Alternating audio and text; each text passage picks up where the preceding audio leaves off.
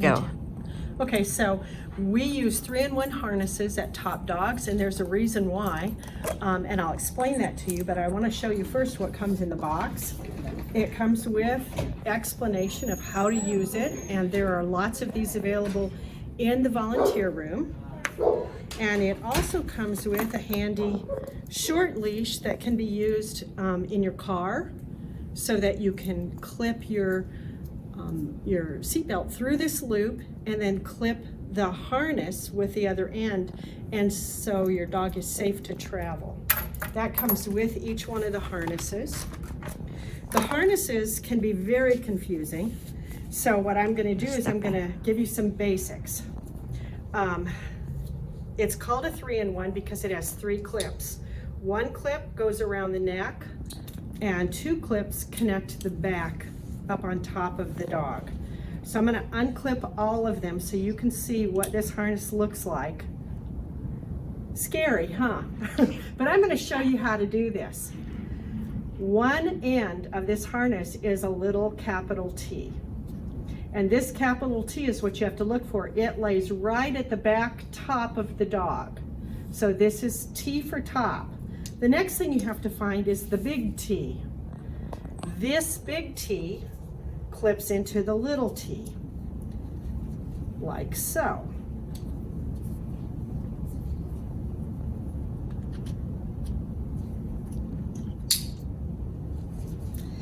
So if you find the big T and the little T and clip them together, there's only 1 clip left. This is the one that goes around the neck. And if you have a dog that you can put their neck through this, that's easy enough to do. Unclip the big and little T. Put this on the dog with the little T at the top of the dog.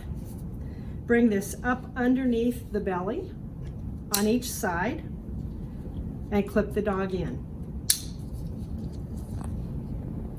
There are adjustments everywhere so that you can fit this correctly, and the neck is the most important thing for you to have control of the dog.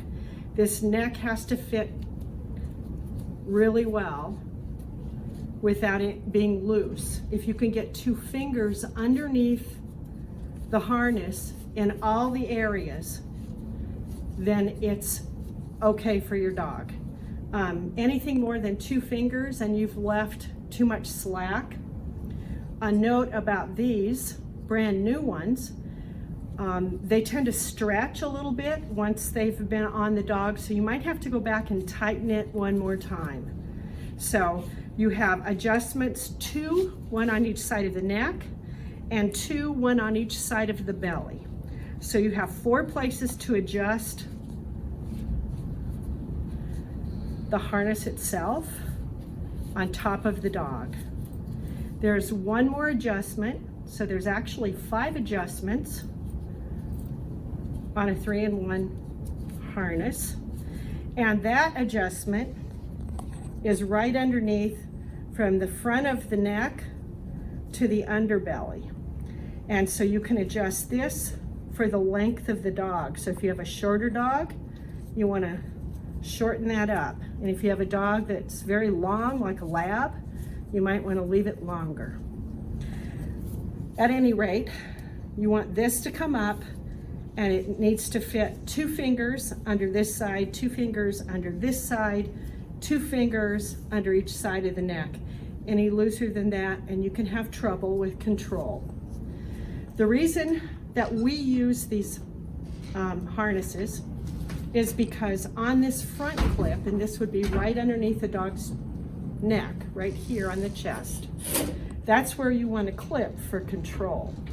A dog's muscles are designed to move them forward and backward. When you clip here and the dog tries to take off, it pulls them sideways and reduces their strength. So it makes you a better match for that dog. Anytime you have a dog clipped on this back harness, you're saying, "Be my sled dog and pull me." So if you have a dog that pulls, the last thing you want to do is clip it on the back. Okay, so what we have here is a dog who's harnessed with a slip lead. So the slip lead is around his neck and then around his stomach in order to keep him from pulling so hard on his neck that he does damage to his trachea. The slip lead harness, however, puts the pressure then on the back. And remember what we said about sled dogs. If you have pressure on the back, then you have a sled dog. So it encourages more pulling. It will protect his throat, his trachea. But what we're going to do right now is we're going to put him in a 3-in-1 harness, and we're going to slide it over his head. The little T is on top. The first thing we're going to do is pull his collar and his other clip lead through. I've adjusted it to fit him so that it comes up behind his leg. And I'm going to clip him on this side. I'm going to step around because dogs do not like you to work over the top of them, so that I can bring it up on the other side and clip him right here. And I think I'm going to give him just an inch more of space. What a good boy. Yes. Good job. Yes. Good job. There we go. So now we have, this is too loose. You see how I can fit my whole hand and pull that? That's too loose. So we're going to close this up. And it does help to have two people to do this, so he's not paying attention to my hand. If this were any other dog, I would not reach over the top of him. But Ansel Adams is such a wonderful puppy. And for as outrageous as his behavior is, he really likes being handled. And now you have a dog who can't pull you. We're going to take this clip off of his collar, and we're going to put it on the front clip. There we go.